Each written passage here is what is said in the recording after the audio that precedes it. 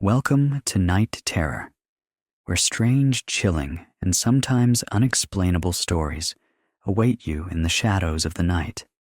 Before we step into a world of mystery and fear, don't forget to like and subscribe so you never miss a story. You might just realize you're not the only one awake at this strange hour. Now let's begin.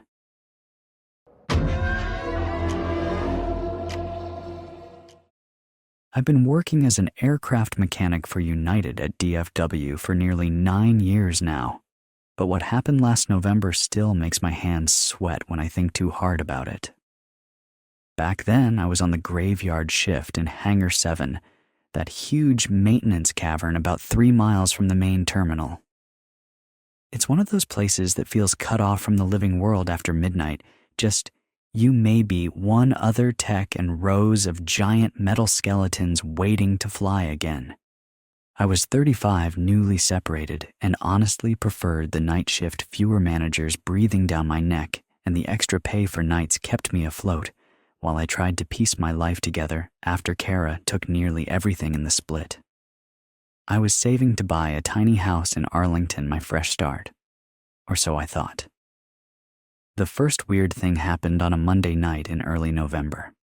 I remember because I'd just started tearing down a 757 that came in with a fuel line issue. It was about 1:50 a.m. when I set my torque wrench down on the tool cart by the nose gear and walked maybe 60 feet to grab a new gasket from the supply cage. When I got back, wrench was gone. Not moved, vanished. I spent nearly half an hour crawling under that plane inside the wheel. Wells, nothing. Finally found it about 20 minutes later, sitting dead center on the pilot's seat in the locked cockpit. Doors sealed the whole time. Things just escalated from there. A couple nights later, every overhead lamp in Bay 4 would flicker and cut whenever I stepped inside. Electricians tore the panels apart, no faults. I'd hear footsteps clanging on the catwalk above me, but sweeps turned up nothing. One night I was swapping out a stabilizer actuator when every portable work light in the hangar died at once. Pure black. I fumbled for my belt flashlight, and when the floodlights popped back on all the panels I'd pulled were stacked in a perfect pyramid next to my creeper. I swear I could hear breathing just for a second when the lights flickered back. That's when I started documenting. Snapping photos on my phone, scribbling times and oddities in a ratty notebook I kept in my coveralls. The real punch to the gut came the next week. I clocked in and found that someone had loosened the mount bolts on a rudder servo I'd secured just hours earlier. Not just loose, backed off, carefully threads barely catching. This was sabotage, not some rookie slip. Somebody wanted a plane to fail. My supervisor, Clint Hardaway, called me in that morning, wanted to know why my name was on a sign-off for a job that would have put a plane in a field. I dumped the photos on his desk. He stared at them, then at me, but the way he drummed his fingers told me he figured I was covering my ass. I wasn't about to lose my certs or my job over something like this, so I stepped it up. I started shooting time-stamped videos of every repair, every torque, every lock wire, the works. A couple nights went quiet after that. Too quiet, like someone was waiting for me to ease up. Then came Thursday. I was swapping out a landing gear actuator on a 737 MAX about 3:20 a.m. when I heard that distinct hiss clunk of a cabin door unlatching. Not the main hangar roll-ups, a passenger door. Marcus, the other tech on nights, was off that shift. It was just me. My skin went cold. I grabbed my big mag light and started sweeping tail to nose. Found it on the second bird in A320 waiting for pre-flight checks at dawn. The front door was wide open. Emergency slide still armed.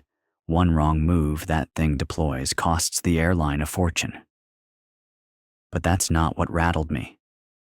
Inside in the cockpit, someone had pulled every circuit breaker. Not random breakers either, the ones that would black out all power about 15 minutes after takeoff. APU-Gen's bus bars, every backup disabled. Whoever did this knew aircraft inside out. I called Clint, then security. While I waited, I shot photos, videos, anything to prove I wasn't insane. Security pulled the footage, and when they showed me, my stomach dropped. At 1:41 a.m., a shape slipped through frame, just a hooded figure in standard coveralls. Moved in this smooth, floating way that made the hairs on my arms stand up. 3 seconds of video, then gone. They knew every blind spot. Never once triggered an alarm.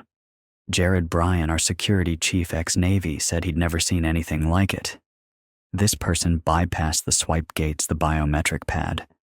Ghosted in and out. Bryant asked if I'd pissed anyone off lately, if anyone knew my rotation. And that's when it clicked. This wasn't random.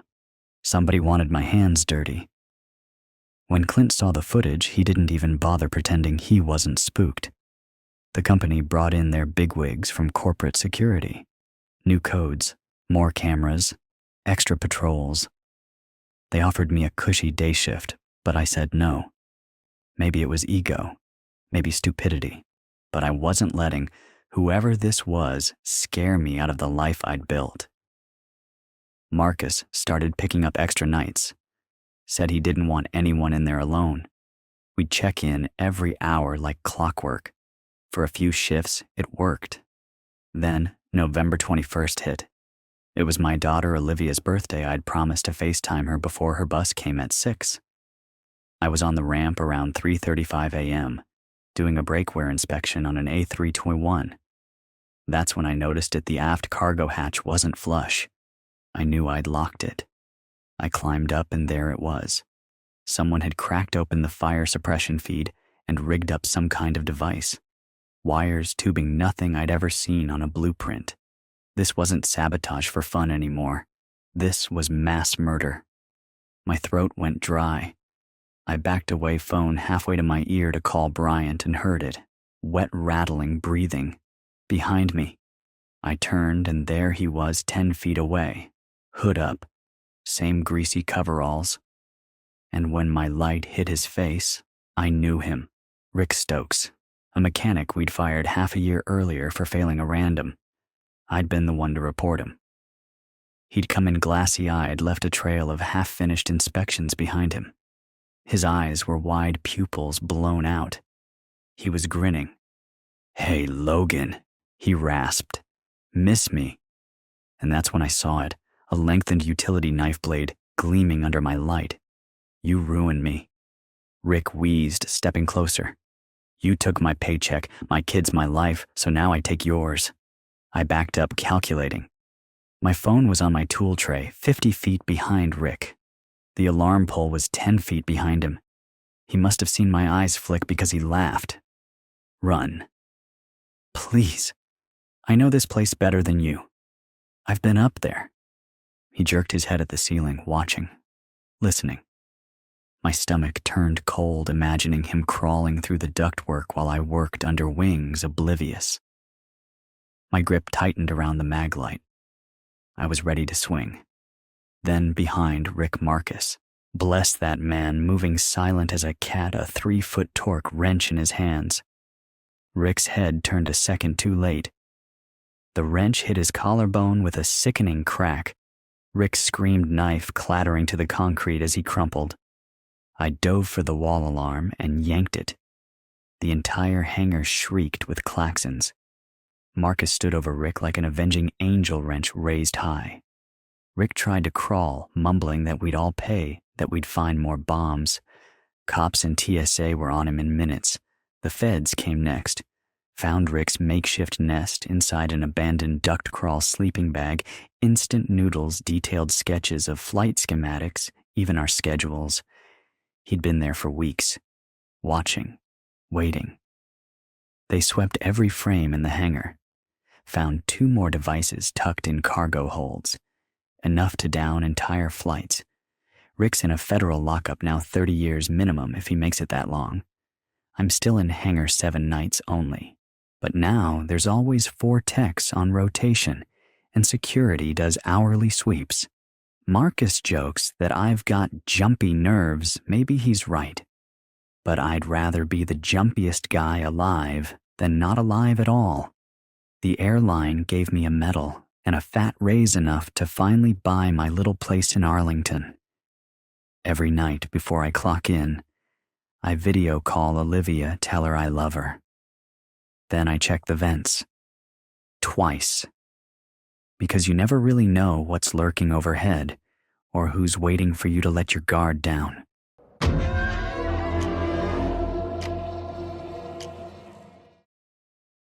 He knew my route.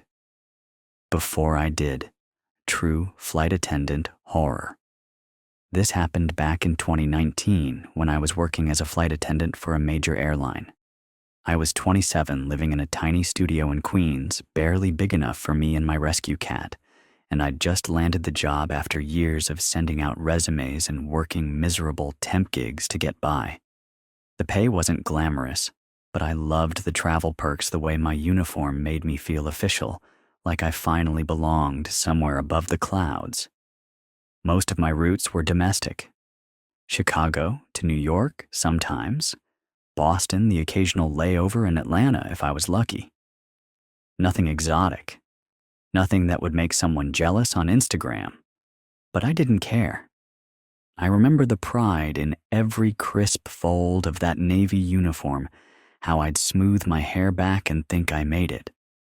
The first time I noticed Evan, it was a typical Tuesday morning flight from O'Hare to LaGuardia.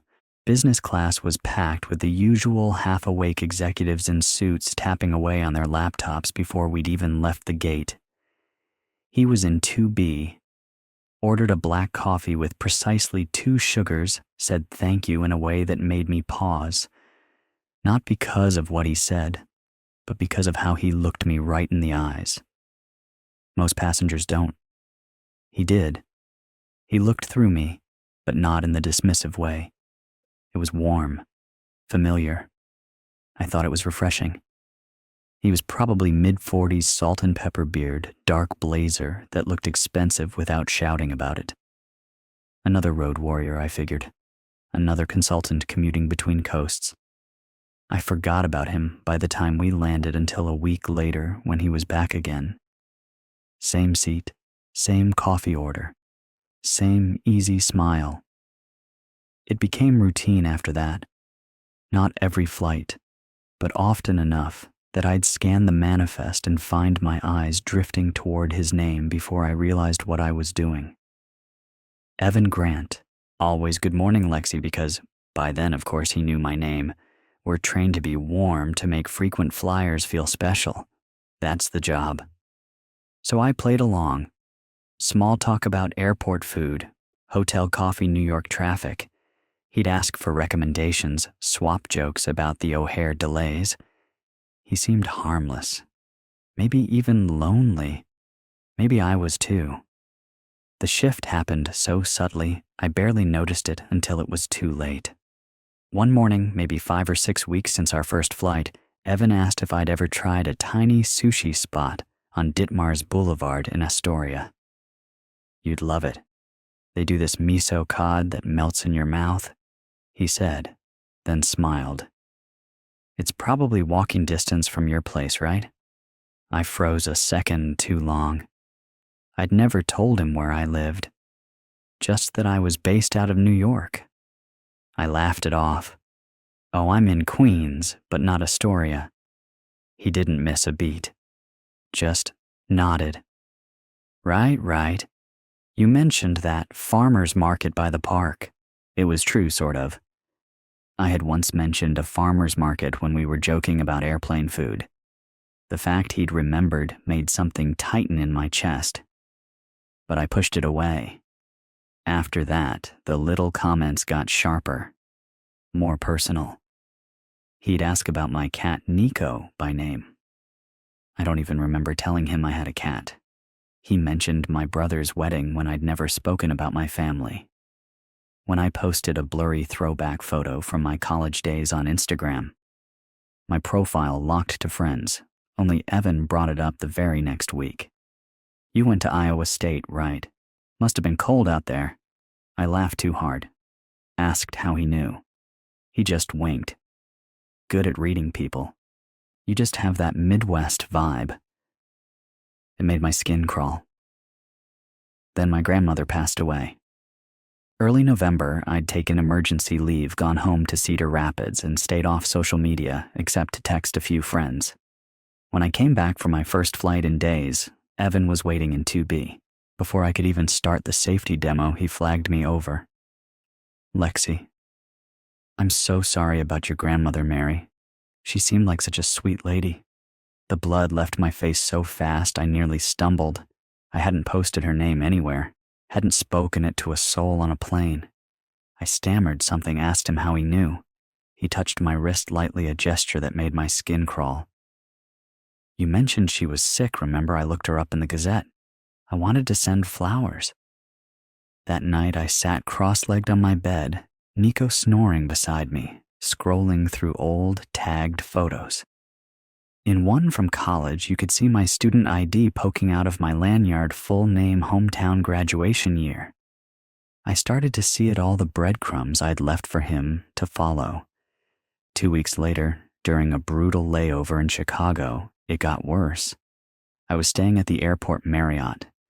It was late, near 11 p.m., and I just wanted some herbal tea to help me sleep. When the elevator doors opened in the lobby, there he was, Evan, perched at the bar phone in hand, like he'd been waiting for me to show up. He raised his glass, that same polite smile. "Evening, Lexi." I felt my heart stop. I backed into the elevator, slammed the closed door button. My hands shook the entire ride back up. The next morning, I told myself it was coincidence. The airport Marriott was popular with corporate travelers. Maybe he really did have meetings. But when I came down for breakfast there, he was again alone at a table, coffee steaming beside him. "Come join me," he called out.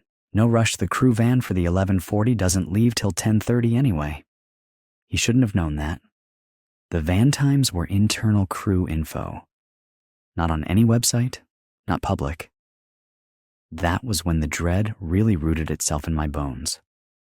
I started documenting. Every offhand comment, every time he showed up at hotels in Detroit, Boston, Atlanta. Always the same plausible deniability, he just happened to be there.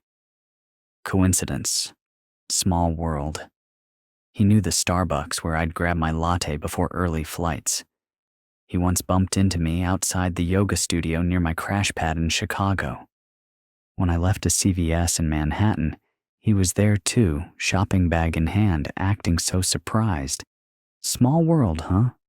The final straw came on a red-eye. I wasn't even supposed to work. I'd picked it up last minute to help a coworker. The gate was barely boarding when I saw his name on the manifest 2B. He smiled when he saw me. Funny how things work out, huh? A friend from the crew showed me online tracking forums where some frequent flyers swap crew rosters and tips. Some even pay for info. I felt sick. When I went to my supervisor, Monica, she listened carefully, all my notes, the hotel sightings, the uncanny details. Then her face shifted, the same look I'd seen when passengers told drunk stories that made no sense. "Lexi, I understand you feel threatened," she said, slow and careful. "But has he actually done anything?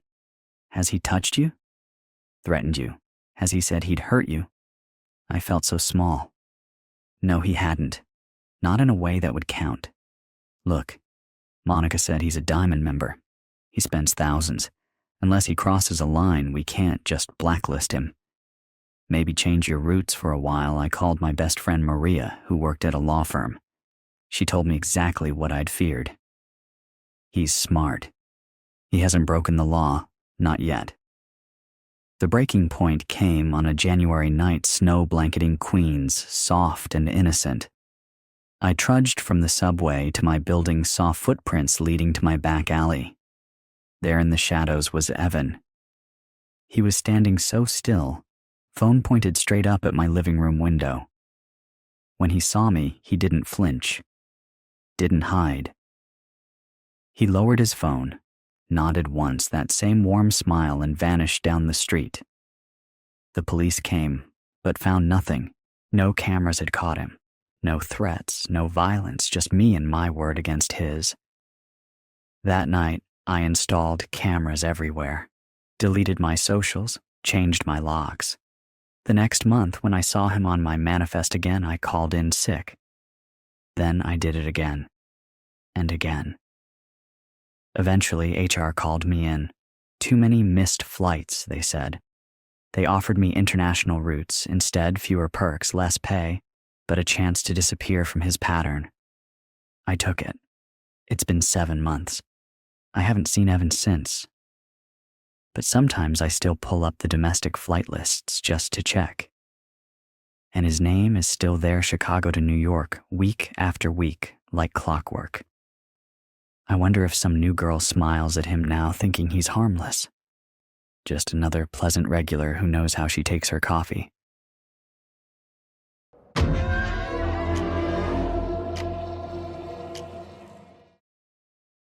I was flying regional hops out of Minneapolis that January, mostly quick jumps to small town strips scattered around the Midwest.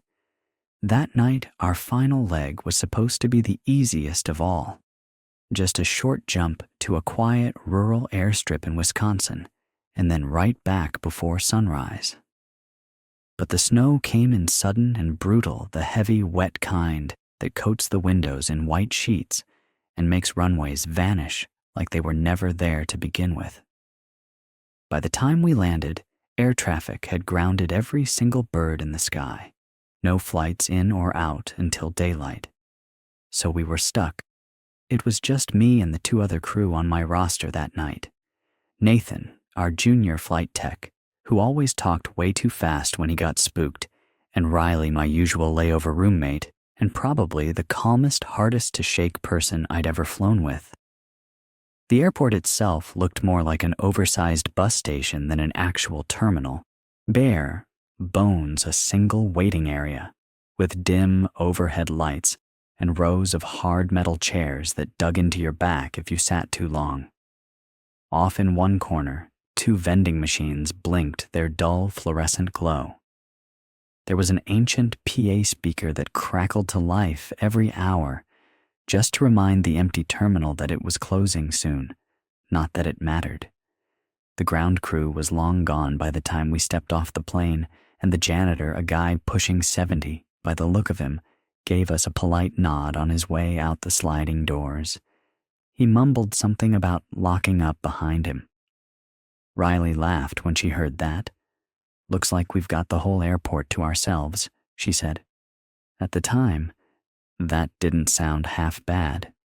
We spread out near the far gate, built ourselves a sad little camp out of thin airline blankets and those neck pillows passengers always complain about. We'd done this enough times before. Surprise overnights, weather delays, sleeping in places we really shouldn't.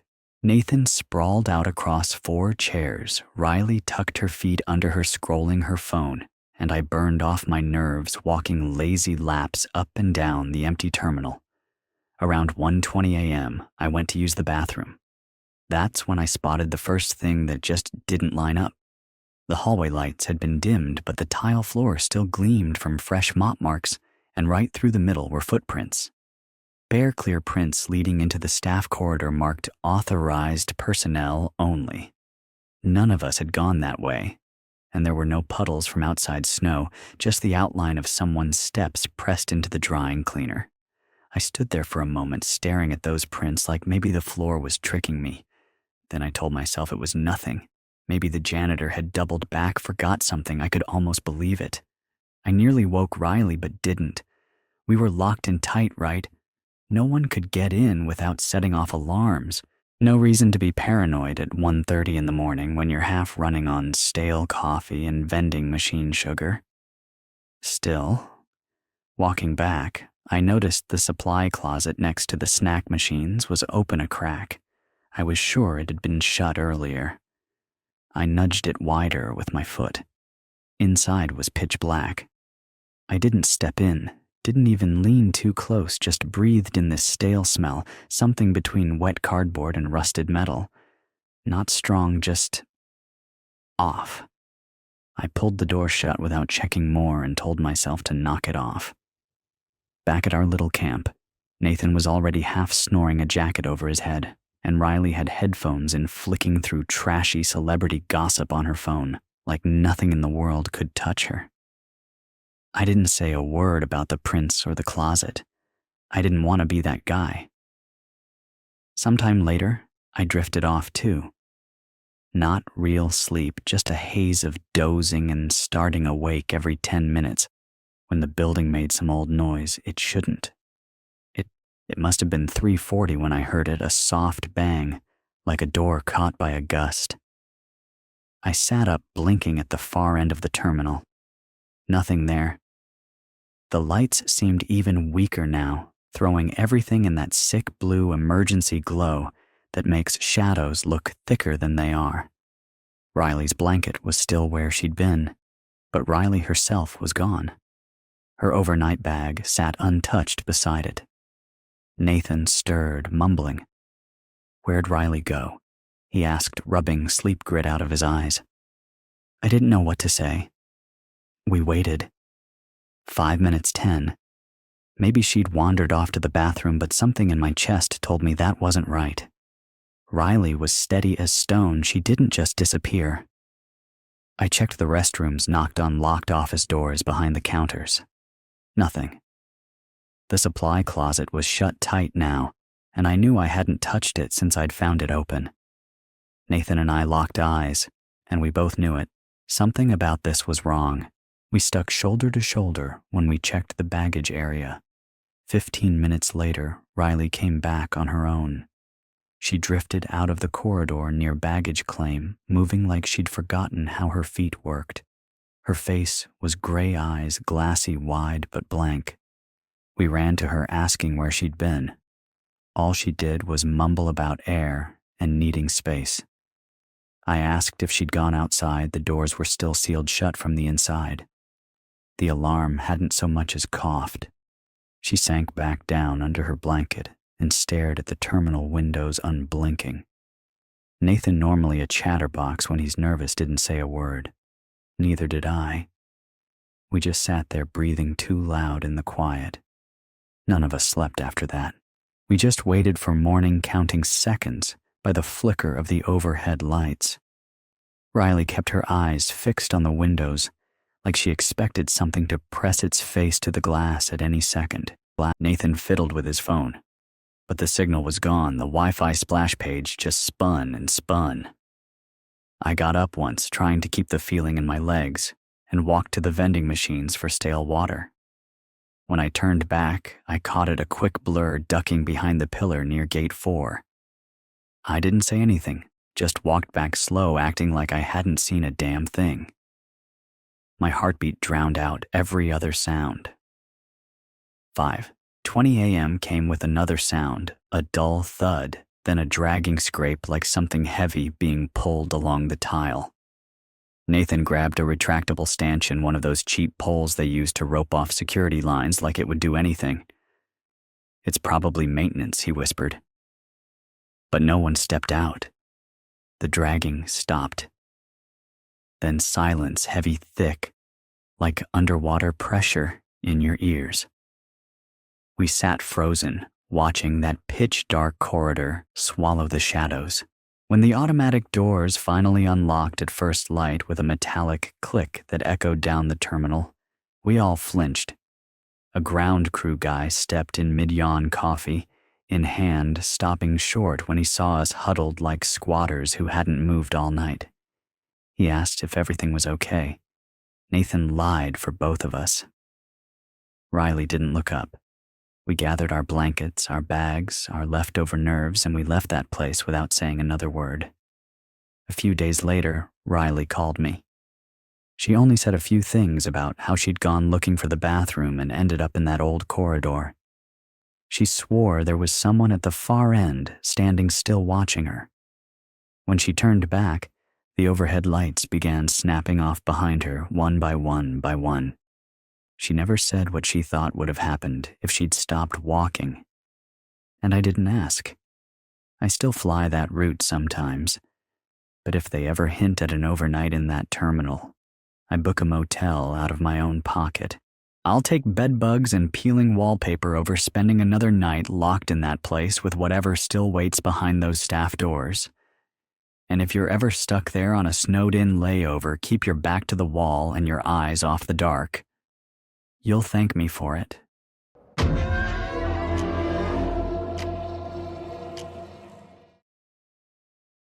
There was a stretch of time back in September 2019 when I was flying.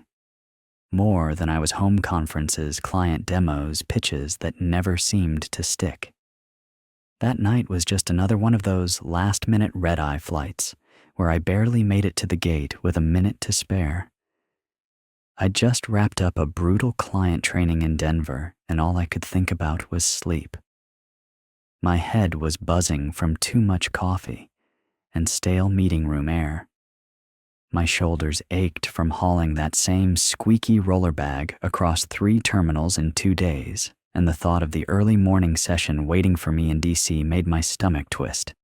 All I cared about, really, was that my boarding pass said 17D aisle seat. Windows box me and middle seats are hell, but an aisle means freedom. One small thing I could still control in a week, where everything else felt out of my hands. I'd barely stashed my bag overhead and was untangling my headphones when this man, maybe late 30s, stepped up beside me. Tall but thin, slightly hunched shoulders, like he'd been carrying a heavy briefcase for too long. He was dressed like any other worn-out business traveler Navy sports coat. No tie collar, slightly askew hair, still damp like he'd run through the terminal sprinklers just to catch the plane. He glanced at my seat number, then at me, and asked really polite at first if I could swap. Said he was in the middle seat just ahead in 16E and he had some bladder issue, needed easy access to the aisle. I didn't doubt him. He did look jittery, like he needed a bathroom every 10 minutes, but I hesitated anyway. I knew the second I gave up my aisle seat, I'd never sleep wedged tight between strangers, but he wouldn't let up. Even offered to lift my bag for me like it was some grand gesture. I caved. I always do. People pleaser to a fault, and I regretted it instantly. The guy in the window seat next to me snored like he'd swallowed a lawnmower. The middle seat was so cramped. My knee brushed the tray latch the whole flight. Every time I shifted, I felt both armrests pressing into my ribs. I tried to shut my eyes, but it was like my brain refused. Every cough, every engine hum, every drink cart bump jerked me half awake again. Somewhere around 2:50 a.m., the turbulence hit.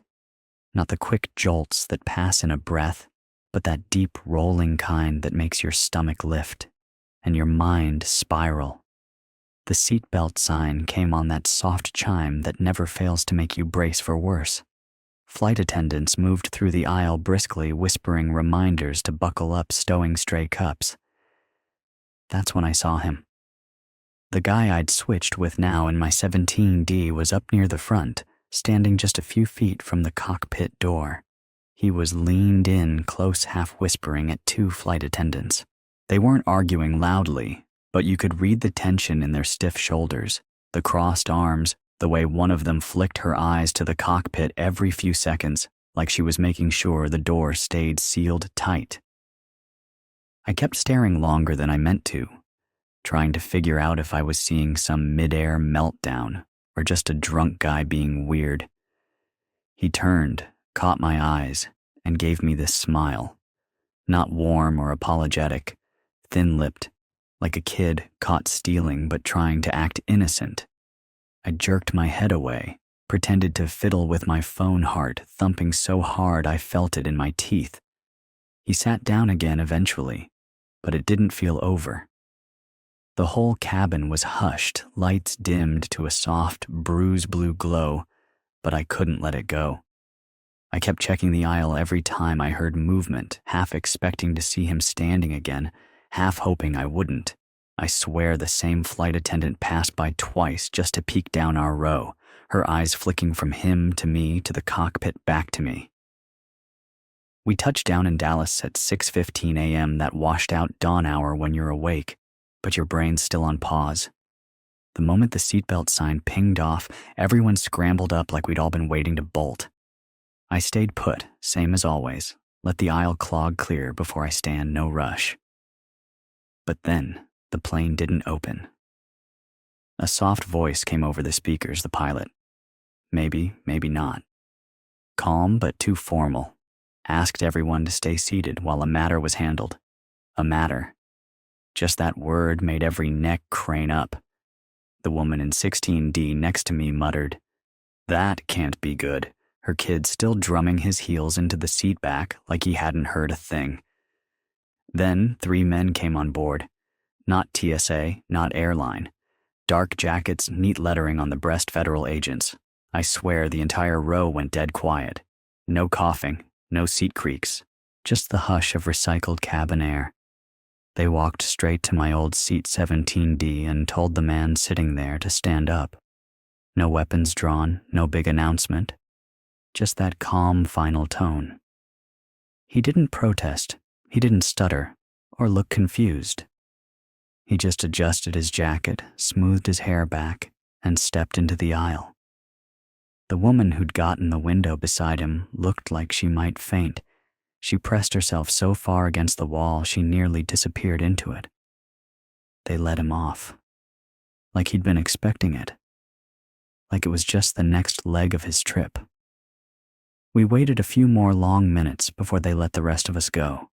No explanation, no apology. Just a hushed shuffle of passengers dragging bags up the aisle, eyes darting forward like we'd see him waiting again. I didn't say a word until I hit the terminal. I didn't even know who I'd say it to. But as I passed the gate, that same flight attendant stepped out, blocking my path. She asked so carefully if I could tell her exactly what he'd said to me. I repeated it all, every word, every polite excuse about his bladder, every fake smile. She nodded like she already knew. Then she said there'd been something significant hidden under my seat, something the feds were handling. That was it. She wouldn't say more, but her eyes did. Her eyes said I'd come within inches of a nightmare I couldn't imagine. I didn't go to my hotel. I just wandered that terminal for an hour, replaying it again and again.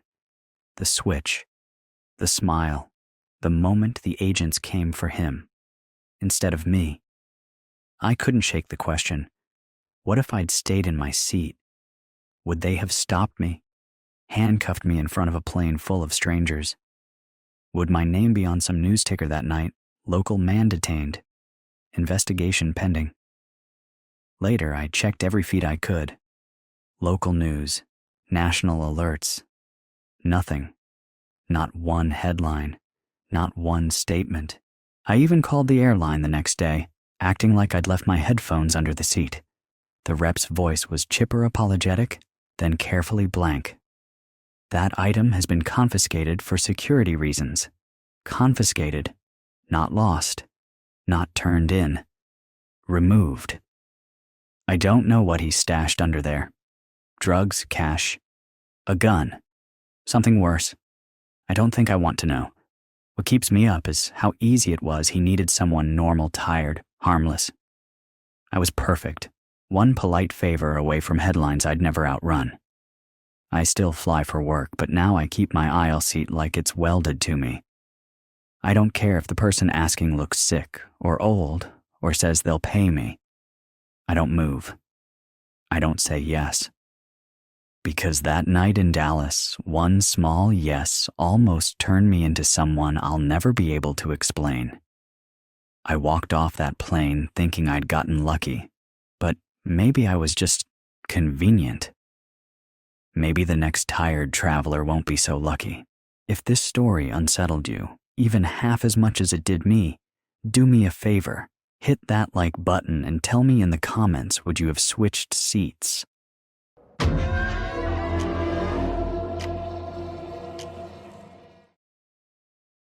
I've always preferred working from home, where I can control the lights, the thermostat, and most importantly, the ground under my feet.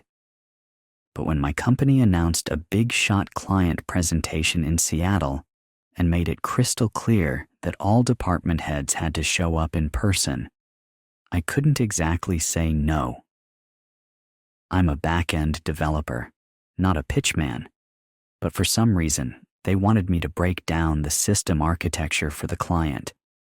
So there I was, boarding a regional flight out of San Jose International on a gloomy Thursday in late October 2023, suit bag slung over one shoulder, a tablet stuffed with flowcharts and a knot in my stomach that no amount of Dramamine could untie. The flight itself was short, barely 2 hours, but I remember every second of it. Overcast skies, stale cabin air, and a restless ache in my head from barely 3 hours of sleep. They put me toward the back of the plane, one of those tight Embraer jets where every sneeze echoes. My seat was near the wing, the spot where every bump feels magnified. To my left, a couple whispered arguments back and forth the entire time about who forgot which charger. Across the aisle, a kid watched some cartoon on max volume until a flight attendant crouched down and asked the mom to lower it. Normal stuff, honestly. Nothing out of place. It changed about halfway in somewhere above Southern Oregon. No warning, the plane dropped trays slammed open like mousetraps, and someone up front yelled something sharp that cut through the gasps. The seatbelt light dinged back on. One of the attendants grabbed the overhead bin to steady herself. It wasn't the usual quick jolt either. It lingered.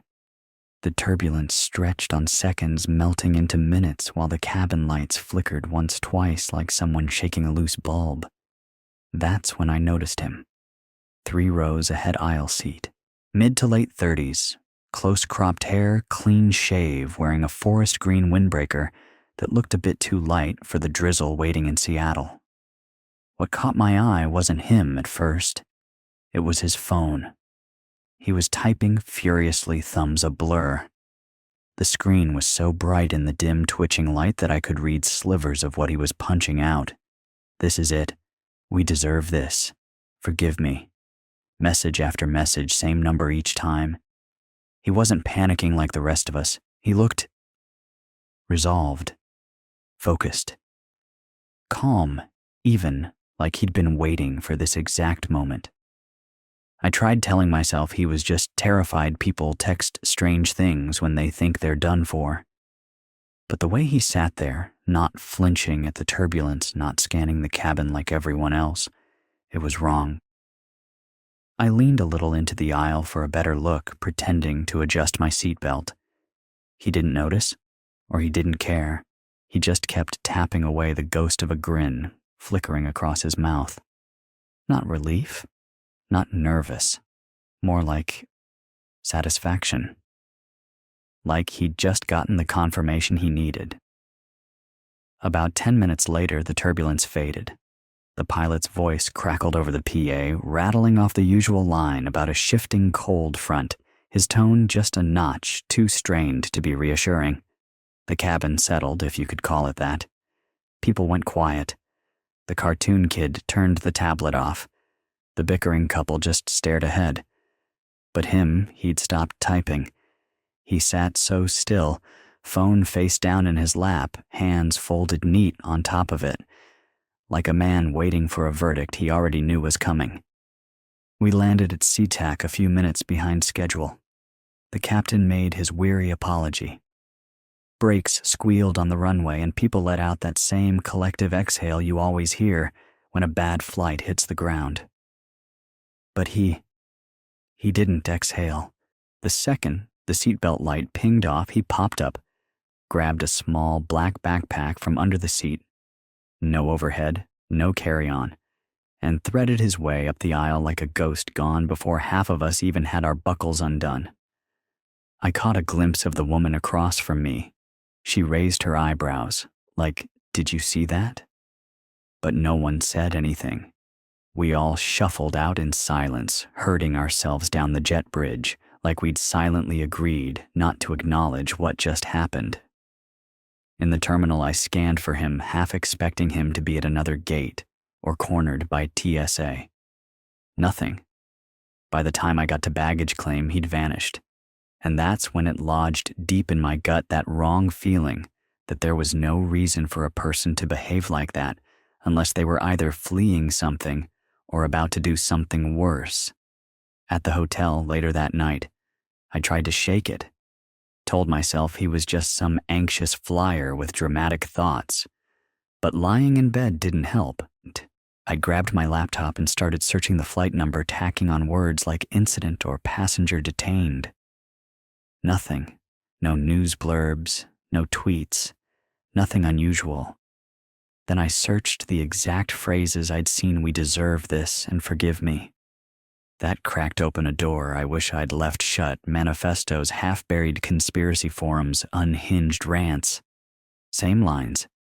Same eerie farewell tone. The next morning, mid-break at the client meeting, I mentioned it casual, like I was telling a bad dream. A woman named Dana from the finance side who'd been on the same flight turned her head so fast I nearly spilled my coffee.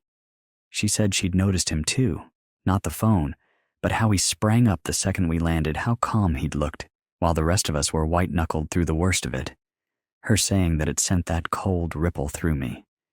It wasn't just in my head. When I got back to San Jose that Sunday, I called the airline's customer line. Explained everything. The agent typed it up, said they'd forward it to security. That was it.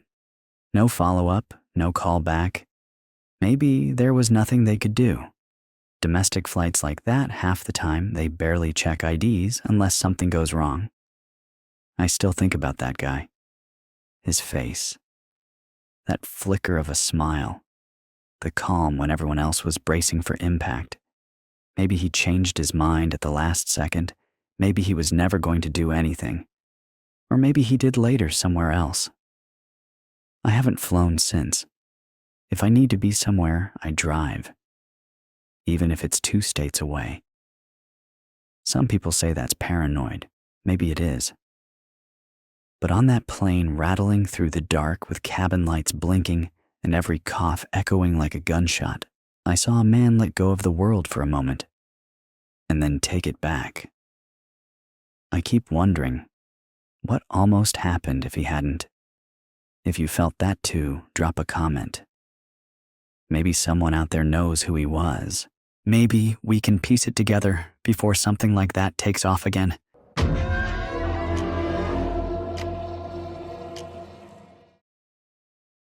The plan was simple. Just 2 more weeks of clean flights, no hiccups, no drama. Then I'd close the book on almost 30 years in the cockpit. That night, flight out of Las Vegas, bound for Phoenix. Should have been the easiest one on my schedule, barely an hour in the air. Clear forecast. Light passenger list. No weather pinging our radar. I'd flown that stretch so many times, I could probably plot the course in my sleep. Not that I ever would, obviously. I was never the sentimental type, like some pilots I've known, guys who snap Polaroids from the jump seat, keep binders of logbooks with every crossing underlined. I just liked the structure of it, the way things lined up. Numbers, headings, checklists. Predictable. So what happened on that run? It didn't line up, and that's what still messes with me. We lifted off from McCarran at 10:15 p.m. Captain Travis Holt in the left seat, First Officer Dana Richter beside me. Good co-pilot Sharp Calm handled the chatter with ATC so I could keep my eyes locked on the panels. The cabin lights were down low. Most of the 79 passengers were already drifting off behind us. Just 2 flight attendants that leg, Mike and Tasha. It was quiet. Routine. We hit cruising altitude smooth as glass. Dana cracked a joke about me retiring in Arizona. That's just code for spending your days golfing yourself into an early grave, huh? Cap? I laughed because it wasn't far from the truth. I was relaxed more than usual, honestly. About 25 minutes from descent, I saw it a quick flicker on the nav display. Not unheard of, sometimes the signal catches a blip off weather or ground clutter. But then it flickered again, and this time, the lateral path shifted. Just for a heartbeat, it showed us cutting south a steep arc straight through restricted military airspace outside Gila Bend. Made no sense. Dana caught it too. She leaned forward, tapped the recalibration keys. The display snapped back. Autopilot steady. No chime, no alarm. Just that jolt. I remember feeling it in my chest, that drop, like when an elevator stops a little too fast. I asked ATC to confirm our position routine. They came back smooth as butter. Eagle 402, you're right on course. No traffic ahead. No deviation. But I watched that screen like a hawk. It twitched again about 7 minutes later. Same southern swerve, same abrupt snap back. The third flicker came with static, sharp needling bursts in my headset. It wasn't weather hiss. It had a beat to it, almost like coded pulses, but not Morse, at least none I could place. Dana didn't say much. I could see her tongue run over her teeth, tension in her jaw. I told her not to loop the cabin crew in yet, no sense rattling Mike and Tasha if we didn't know what we were dealing with. Descent came up on us normal. No more interference. Vectors lined up clean. I kept expecting a panel to flare red or the comms to ghost out again, but nothing. We touched down at Phoenix at 11:23 p.m. on the dot. Smooth landing, no bump. The kind that makes passengers clap half-heartedly, like they sense relief, but don't know why. When we pulled into the gate, Dana and I traded one glance, just a flicker of agreement that we'd felt the same thing up there. Something wasn't right. We didn't have words for it yet. Back in the crew lounge, I logged the anomaly, non-critical nav deviation, flagged it for the techs. I thought about leaving it out, but something in my gut wouldn't let me. 2 engineers looked it over at dawn. They ran every check log's sensors comms, came back squeaky. Their report said software lag. Routine glitch. Happens sometimes, Captain Holt. Don't sweat it. But I did, because it didn't feel random. The detours were precise. It was like someone was drawing a line exactly where they wanted us, then letting go. 3 days later, I got a call from a guy on the airline's internal safety review. He didn't sound spooked, just steady clinical. He told me they'd pulled our flight's full data stream. Those static bursts, not normal. No atmospheric pattern, no internal fault. Captain Holt. He said the source looks external, directed. He asked if I knew of anyone on board who might have had equipment able to jam or hijack a frequency. Sat phones, transmitters, anything that could slip under a bag check. I laughed because it sounded paranoid. But then he said, "We're not talking about a prank. Someone knew what they were doing." I spent the next nights replaying every second in my head, the boarding line at gate C19, that guy in 11B with the dark canvas duffel he never stowed overhead, the lady in sunglasses by the emergency exit who wears sunglasses at night. And Tasha, I remembered her asking me during the pre-flight if our Airbus had a certain type of relay in the aft galley. At the time, I shrugged it off. But why ask that? Suddenly, it wasn't just the plane I was questioning. It was the people locked in that metal tube with me. I'd wake up at 3 a.m. hearing the click in my headset again, like it was still sending me something I'd failed to decode. My wife Lauren knew I was rattled, but I never told her the whole thing. How could I? A glitch? I said. That was enough for her to frown and pour me another cup of decaf. A week later, 2 FAA reps in a suit from airline security met me in a windowless conference room. They didn't name names, but they confirmed it. The signal came from inside our channel, piggybacked in short bursts, perfectly masked.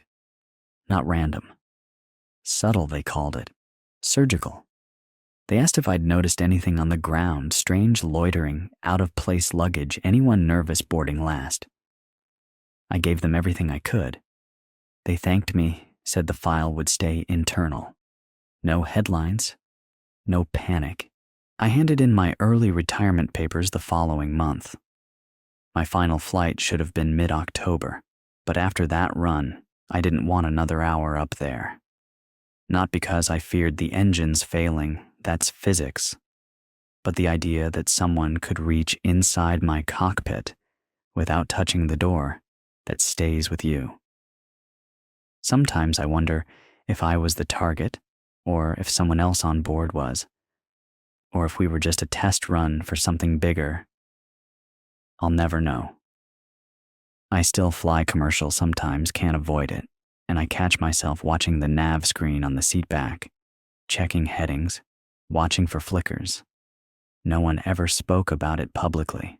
No incident reports in the press. Just another hidden note in a logbook no one reads. But I know what I felt in that cockpit, the invisible hand that nudged our nose south to a place no one was supposed to go. And I know whoever did it wasn't a ghost in the machine, they were real. They were close.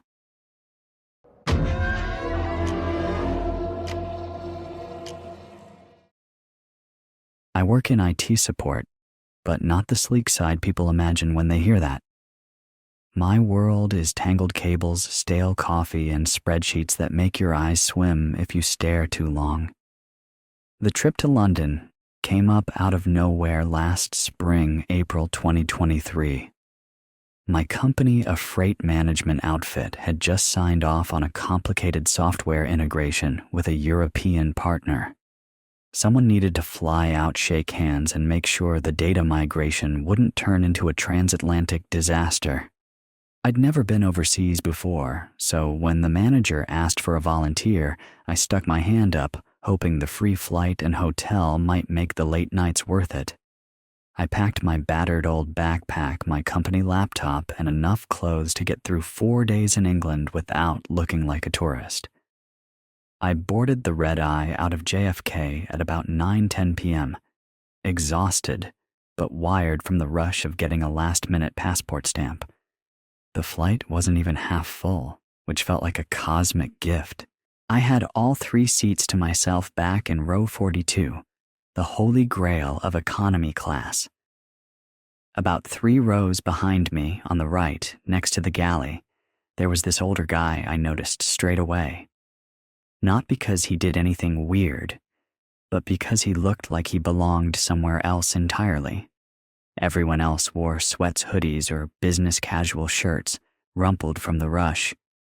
But him, crisp tan blazer, starched shirt with a collar that could slice paper wire-rimmed glasses, hair combed so perfectly it almost looked painted on. He sat with his knees together, hands folded a slim brown satchel tucked neatly under the seat in front of him. Didn't pull out a book, didn't flick through the movies, didn't even glance at his phone. Just sat there quiet, like he was waiting for something very specific. After dinner service, the lights dimmed. I half-watched a dumb sitcom for 20 minutes, then gave up and curled into my little nest by the window. I don't sleep well on planes, but I drifted off the low hum of the engines, almost comforting. Sometime deep into the flight, maybe halfway over the Atlantic, I woke up because someone brushed past my shoulder. I cracked open one eye and saw the man in the blazer. He was padding down the aisle in just his socks, no shoes, which felt oddly vulnerable for how stiff and formal he'd looked before. He moved slowly, steady steps, head high, like he was pacing himself for something. He didn't have his bag, didn't carry anything at all. I thought bathroom run. Fair enough. And dozed off again. I can't say how long I was out, but when I woke again, there was this heaviness in the air. Not quite dread, just a static charge like the cabin was holding its breath. The lights were still set to soft blue, but more passengers were stirring, stretching, yawning. One flight attendant glided by with that fake calm they do at 35,000 feet. She stopped near the rear, glanced down the aisle at the empty row where the man had been. She lingered. Then she leaned down, looked under the seats, popped open the overhead bin, like she expected to find him curled up inside. I remember watching her whisper into the intercom handset on the galley wall. The way her shoulders squared, the way she avoided eye contact with passengers who looked up at her. For a bit, I told myself it was just a routine check someone had locked themselves in the lav too long, or maybe gotten sick. But 20 minutes later, I spotted two attendants near the galley with a clipboard. One held the manifest, the other kept peeking down the aisle. Every few seconds they'd look at each other, whisper, something, shake their heads. Eventually, one of them, a guy with tidy hair and a pinched smile, made his way up the aisle, crouching by seats, gently tapping people awake, asking soft questions. When he reached me, he dropped into a squat by my row and asked if I'd noticed the man in seat 45C get up at any point. I told him the truth. I'd seen him head to the back maybe an hour before.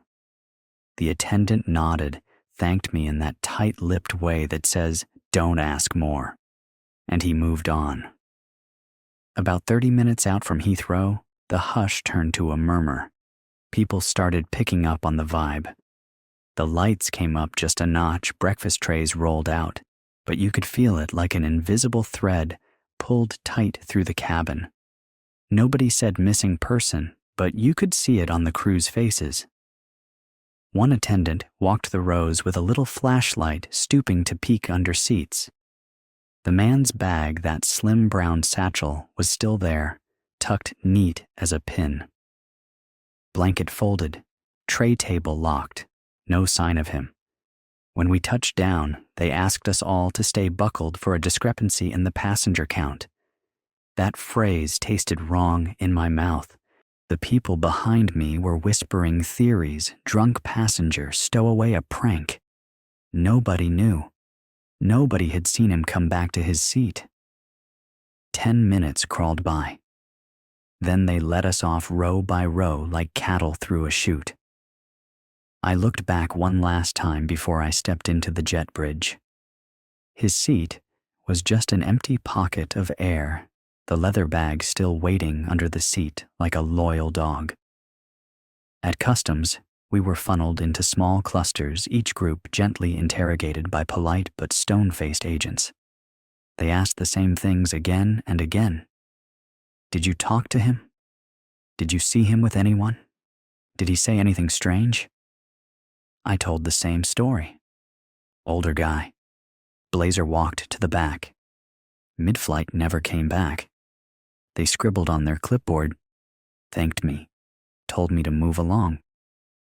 That night in my hotel near Earl's Court, I lay awake replaying it all, the way he didn't fidget, the quiet way he moved, how he never looked at anyone.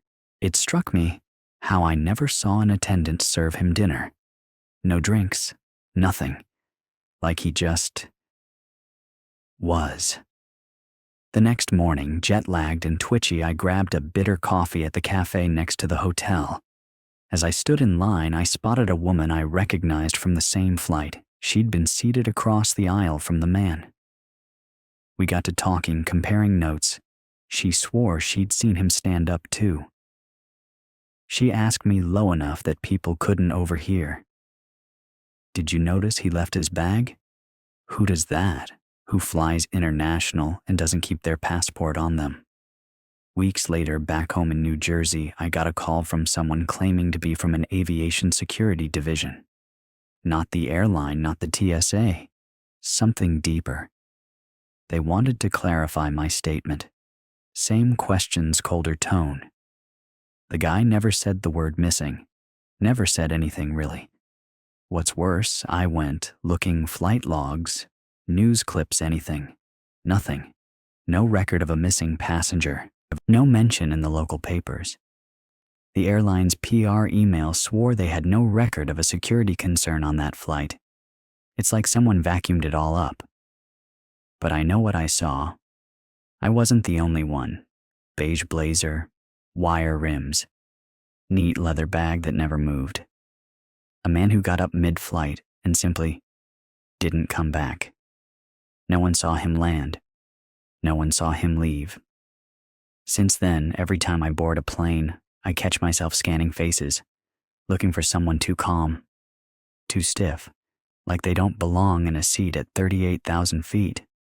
I wonder if he's done it before, or if he's doing it again right now behind someone else's shoulder halfway to another city. If you've ever seen something like that, if someone disappeared in plain sight and the world pretended they were never there, I want you to speak up. Because I'm done pretending it didn't happen. If you've got a story, drop it below. I'll be reading, and maybe we'll prove he's real together.